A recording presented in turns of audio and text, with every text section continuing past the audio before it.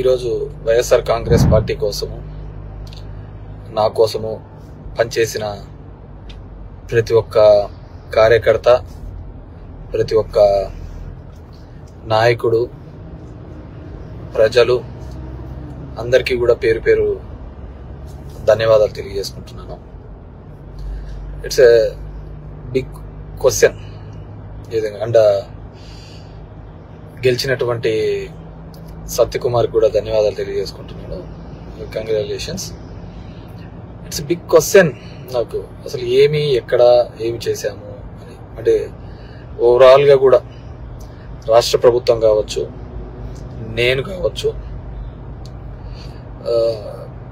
ఎప్పుడు కూడా పేదవాళ్ళకు అండగా ఉండాలా, పేదవాళ్ళకు తోడుగా ఉండాలని జగన్మోహన్ రెడ్డి గారు ఆలోచించారు. నేను అదే విధంగా ఆలోచించిన. ఈ 5 years అయితే అసలుకు నేను ఎక్కడన్నా విజయవాడ అలాంటి ప్రాంతాలకు పోయి రాత్రి 2 గంటలకు వచ్చినా కానీ మళ్ళీ పొద్దున్నే 7 గంటలకల్లా లేచి ఇంటింటికి వెళ్ళి తిరగడం జరిగింది. వెల్ఫేర్తో పాటు డెవలప్మెంట్ చేయడం జరిగింది. అన్నీ చేసిన. కేవలం 2 నెలల్లో వచ్చి అసలు అతను ఎవరో తెలియదు, పాడు తెలియదు. ఎక్కడైనా పోయి మామూలుగా జనరల్గా పోయి కూర్చొని నిలవన్నా కానీ ఎవరు జనాలు కనుక్కోలేరు. దీంట్లో మరి ఐ ఫీల్ రియల్లీ సాడ్, బాధ అనిపించేస్తుంది నిజంగా. ఎందుకంటే అరే ఏంది మనం ఇంత కష్టపడి, మగ్గమ్మ వాళ్ళు సూసైడ్ చేసుకుంటే ఎంటబడి భిక్షాటం చేసి డబ్బులు ఇచ్చినాము, నీళ్లు లేక అల్లాడిపోతుంటే తాగునీళ్ళు ఇచ్చినాము, రోడ్లు లేదంటే రోడ్లు ఇచ్చినాము, ఎన్ని కావాలన్నీ చేసినాము. So I feel really very bad. So నిజాయితీగా ఉంటే సరిపోదు, కేవలం అబద్ధాల మీదే బతుకుతేనే బాగుంటుందనే ఆలోచన ఉందేమో తెలియదు. కానీ మనం అది ఆడలేకపోయినాం. ప్రతిసారి కూడా ఇంటికి వచ్చిన ఎవరికే గానే ఇబ్బంది పెట్టకూడదు, న్యాయం చేయాలనే ఒక ఆలోచన ధోరణితోనే పనిచేసుకుంటూ రావడం జరిగింది. కానీ దురదృష్టం, అదే జగన్మోహన్ రెడ్డి కూడా అంతే. మొట్టమొదటిసారి ఒక నాయకుడు పేదవాళ్ళకు మేలు జరగాలి అని ఆలోచించాడు. మేబీ సంక్షేమం ఎక్కువగా చేసి ఉండొచ్చు, ఎప్పుడు లేనంత. అంత మాత్రం అభివృద్ధి జరగలేదు అనేది మాత్రం అబద్ధమే కదా. మీ గ్రామాల్లో ఉన్న సచివాలయాలు కావచ్చు, హాస్పిటల్స్ కావచ్చు, అసలు అవినీతి లేకుండా జరగడం ఏంది? ఇంతకుముందు ఏ విధంగా ఉండేది, ఇప్పుడు ఏ విధంగా ఉండేది, వాటిని కూడా చూడలేకపోవడము దురదృష్టకరమే అనుకోవాలి. సో ఏదేమైనప్పటికీ కూడా నేను దగ్గర ఒక పోస్టల్ బ్యాలెట్తో చూసుకుంటే 2600 ఎంతతో ఓడిపోవడం జరిగింది.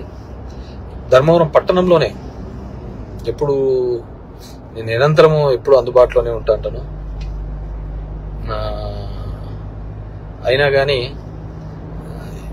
తెలుసు మరి ఏమి వాళ్ళకు నచ్చిందో, కొత్తగా వచ్చింది, ఏమి నన్ను ద్వేషించినారో ఏదైనా కూడా ఇది నాకు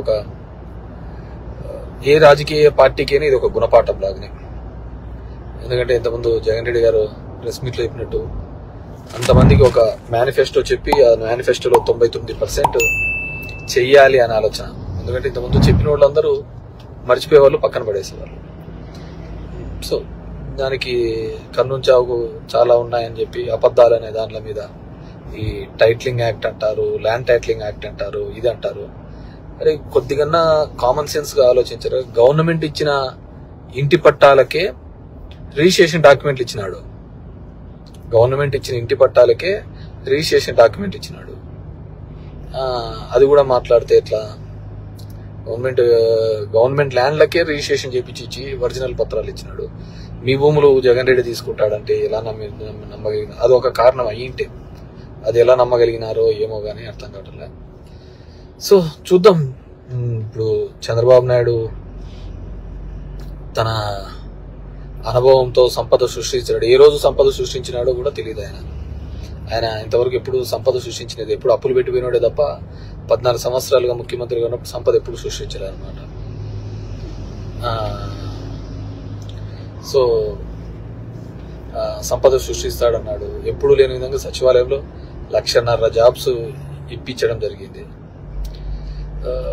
ఇవన్నీ కూడా ఇక్కడ క్యాలిక్యులేషన్లోకి రాలేదు. జనం దగ్గరికి సేవలు రావాలి. కరోనా లాంటి క్లిష్టమైన పరిస్థితిలో ఆ కుటుంబానికి తోడుగా ఉన్నాడు. మేబీ మనుషులు అంటే అలాగే ఉంటారేమో మరి తెలియదు. కానీ ఏదైనప్పటికీ కూడా నా పార్టీ కోసము నిరంతరము కష్టపడిన వైఎస్ఆర్ కాంగ్రెస్ పార్టీ కార్యకర్తలకు, నాయకులకు, నాకు ఓటు వేసి నా ప్రజలకు అందరికీ కూడా పేరు పేరున ధన్యవాదాలు. మా నాయకులకి, కార్యకర్తలకు కూడా ఒకటే చెప్పదలుచుకున్నాను. ఊర్లో చిల్లర అన్నీ కూడా చేస్తూ ఉంటారు, కానీ లెక్క ఎప్పటికీ తప్పదు. లెక్కలు ప్రతి ఒక్కరు ఉంటాయి. కాబట్టి అందరూ కూడా సమన్వయంతో ఉండండి. మనం ఎవరికే కానీ చెడుపు చేసినది లేదు, ఇది లేదు. మన గడప శత్రువు తొక్కినా ఆ శత్రువుకు మంచి చేసేది తప్ప చెడు చేయలేదు అనమాట. సరే, కొన్ని అనివార్య కారణాల వల్ల మనం ఓడిపోయి ఉండొచ్చు. ఏదైనప్పటికీ కూడా నాకు మద్దతుగా నిలబడిన అందరికీ కూడా, ప్రతి ఒక్కరికి కూడా పేరు పేరున ధన్యవాదాలు తెలియజేస్తున్నాను.